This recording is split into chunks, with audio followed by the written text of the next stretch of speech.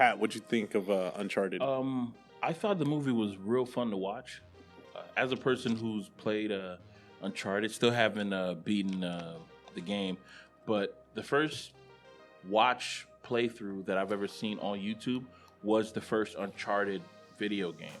And I remember watching that video game being like, why is this not a fucking movie? And to actually watch it in the big screen, even though the character who they got to play the lead wasn't who I would have thought. But to be honest, I think Tom Holland was a pretty good match. Just given the fact that this dude can parkour, he can do all that other kind of stuff. He does. It looks like from the scenes, like he was doing his own stunts. Maybe not all of the big ones, but the most, the more like parkour-esque, he was doing those, and I was on board for all that. Mark Wahlberg was just being a Mark Wahlberg in the movie. He's not going to change who he is. He's Mark Wahlberg, bro. Like, some people say they didn't like the chemistry between Mark Wahlberg and Tom Holland. They thought they had like some type of grudge. But if you've ever seen the other guys, the same chemistry that Mark Wahlberg had with Will Ferrell is the same chemistry that he had with Tom Holland in this. And I thought it was I don't know, I think it played to it. It didn't really feel like Sonny from the video game, but this is Mark Wahlberg's version of Sonny, and I was like, fuck it, I'm gonna go with it because the movie, the action scenes were just so fun, man. They were fun to watch. They were far and few between, but when they did pop, it was pretty cool. And you did see most of the action scenes in the trailer, but there were still like extended versions of what you saw in the trailers. So yeah, it was. I really enjoyed it. No, I really enjoyed it too. I haven't played the game that much, but from someone who doesn't have that much experience with the game, a very fun adventure movie. They, I think, followed the steps of like Indiana Jones, and it felt like they also followed the steps of like National Treasure, where a lot of the action sequences had comedy embedded in it. Like there were jokes within the action sequence. So like, there's a scene where Tom Holland's character is bartending, but he's also fighting like henchmen as he's doing it. So he's kind of like fighting with style, but also adding a comedy element into it. So that was really cool. Tom Holland, obviously, yeah, he's a very physical actor. Did a lot of his stunts in the Spider-Man movies, does a lot of his stunts in this movie, which was fun to watch. The interactions between his character and Mark Wahlberg's character were really fun to watch because it was like nothing but sarcasm. And there was one part where they were making comments about like each other's like height. Yeah. Like, oh, you're short. He's like, I'm just, you're an inch taller than me. You're relax. Like an inch taller than me. We actually looked it up, and yeah. That must have been like an ongoing bit on set, and they just like, it felt like they just like, you know what? Let's just put it in. Let's just put it on screen because it played out well. The backstabbing in this fucking movie was a lot. It was in abundance. Spoiler alert: do not trust anybody because it seems like everybody in here backstabs, and it had a happy ending. Not happy in the way of like how Indiana Jones ending is.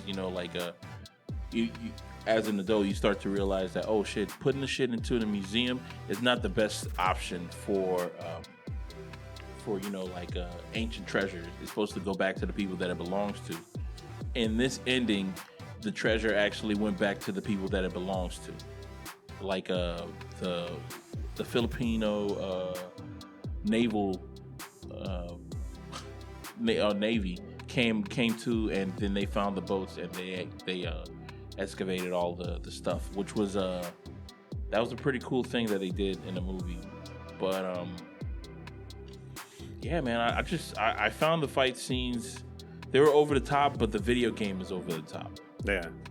Another thing that I enjoyed, other than the action sequences, they also still add those elements of like, the detective work that had to go in and try to find like all the steps and the pieces and the riddles and the puzzles, and all of that was great. Like there's a great scene where they find this ancient relic that is also a key that can open up, that something that leads to the next treasure, and like them trying to figure out the riddles and the puzzles. Like all of that was fun too. So if you like that aspect of these types of adventure movies, it has that. There's only one sequence though that I was really disappointed in, which is they get to like the end. Like this is the last puzzle that they need to solve to actually find the boats that had the treasure with it. And then Tom Holland's character figures out that his brother, who's been sending him postcards his whole life, those postcards are the puzzle. I thought that should have been like the biggest moment in the movie, was him trying to figure out, okay, where is the puzzle in all this? But I feel like the writers, I think, either ran out of ideas or didn't know how to write it out good. So all they did was like a montage of him looking at postcards, rubbing his chin. And then he's like, and it's just a montage, like all these shots that are quick dissolving from one to another. And then all of a sudden, I figured it out. And then he writes down the coordinates. And it's like, man, I really would have liked to see how he figured that out, because we didn't get anything out of it. It was like, I don't know. That was the only scene. Everything else, though, I really enjoyed. They kind of foreshadowed that because, in a whole bunch of movies, they do the... There's something that happened in the beginning of the movie that you're totally going to forget. That's going to be the thing that's going to cause them to solve the last puzzle in the later. Because I guess his brother always had some. What kind of ink do you need for that? Invisible ink that reacts to fire or something. I'm not sure if it's necessarily invisible ink, but yeah, I think it's something like that. I guess his brother always has this kind of pen. I'm not really sure where he can get it. Some magic pen, and that's the thing that gave him that gave him like the secrets of what his brother was really up to, and gave him the location of the actual. So his brother knew exactly where the stuff was at. Yeah. Well, it looks like his brother knew where it was, and then something happened to him, and that's why he's imprisoned. Or he thought he was dead. Joe Braddock. Yeah, Joe Braddock.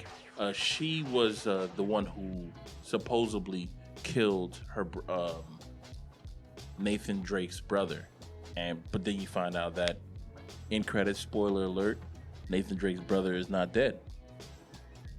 Because it's that trope, it's that rule in movies. If you don't see the character actually die, they're not dead. Even if they tell you a story, they were telling the story in the movie, and it's like, that motherfucker ain't dead, man. Say, Mark Wahlberg's character, Victor, he was like, he got shot and he fell, and I ran. I'm like, nah, he ain't dead.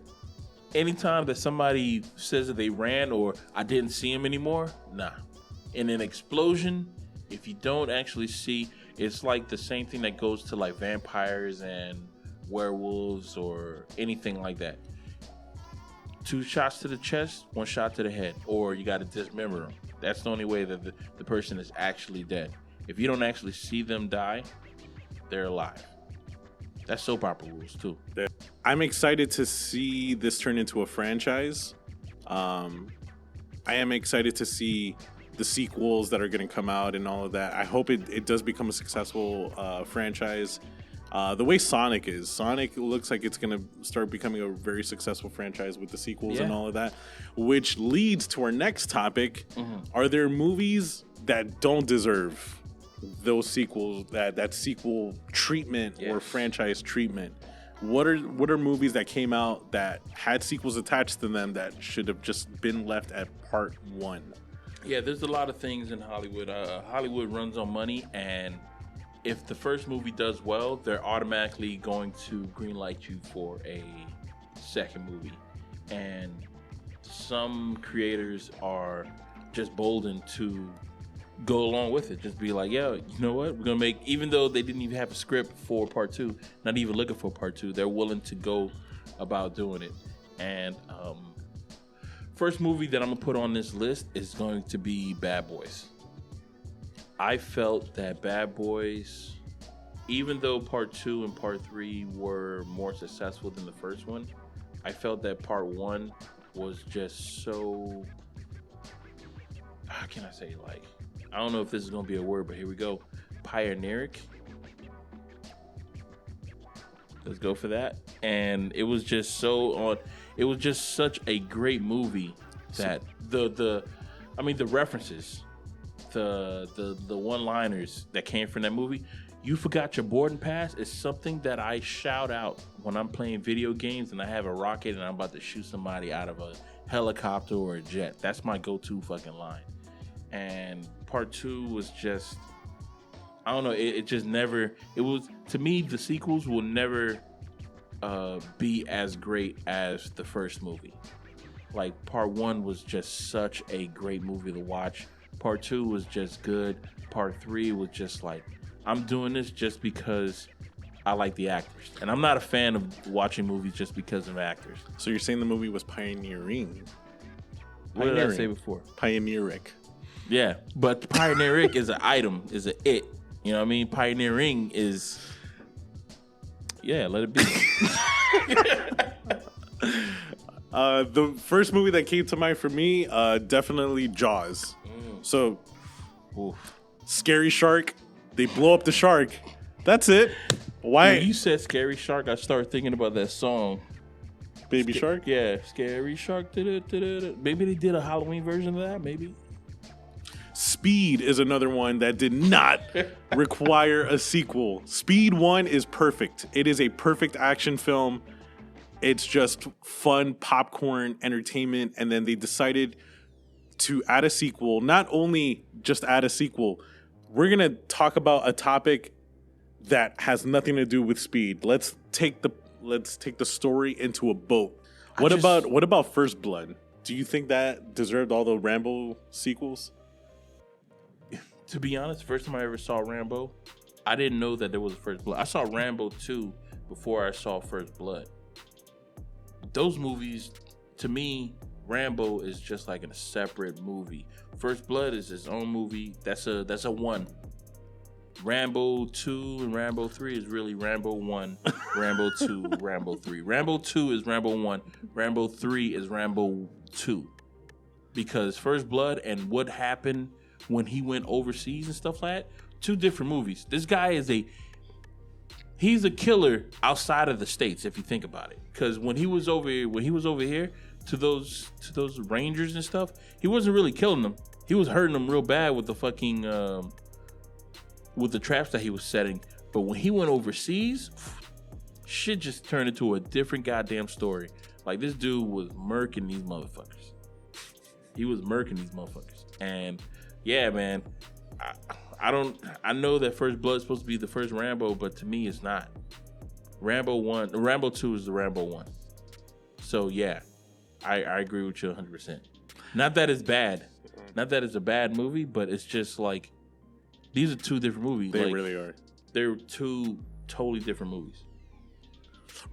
He's the war hero in Rambo 2, 3, and Rambo 1 is like, oh, that's why these crazy like homeless people get triggered so easily, like that we're war veterans, and it's more like a psychological, like social commentary. And I don't know if Sylvester Stallone knew all about, like, when he wrote the script for that movie, right? I don't know if he thought it was going to be that deep when he wrote it, but I think he did, because he also wrote Rocky 1. That dude knows how to write a fucking beginning to a series like really well. But then after a while, like that second movie, it's just like, I don't give a fuck anymore, dog. Rocky 1, if you watch that thing, it is a solid fucking movie, man. The emotions, the love interest is not. I've never seen a love interest that's like that before. That's like, she was shy, she was off-putting, she was like, she had a lot of negative things going for her, but you wanted them to like, oh yeah, he ain't right in the head too, but it was like the Hunchback of Notre Dame and the other chick. Oh my god. One thing that's always bothered me about that boxing sequence in Rocky, ever since I was a little kid, I was like, yo, he never puts his guard up once, dude. That's not the way he fights, bro. You don't fight like that. He's taking those hits, man. Mm-hmm. He really did not need to. He could have played defense, and he played. Yo, fuck that, bro. I think that whole fight, his fists were always down here. Fuck that, bro. And he was just how he fights, dog. That's how he fights, and he could have won. He could have won if he just. And that's why he has brain trauma. You know what I mean?